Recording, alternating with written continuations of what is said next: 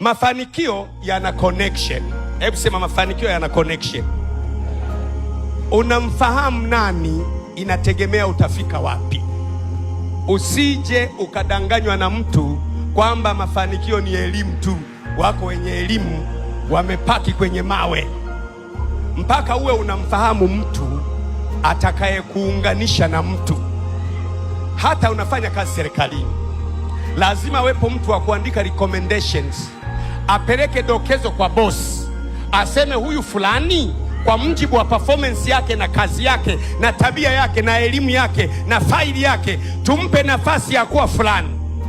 Sasa yule anayetakiwa kukupa dokezo la kupanda, yeye ameingiliwa na mapepo, anakusema tu vibaya, huwezi kupanda. Tunataka tucheze na wale ambao wamezuia sura yako isipande. Tunawaagiza leo wakuache kabisa kwa jina la Yesu. Watakuacha kabisa kwa jina la Yesu.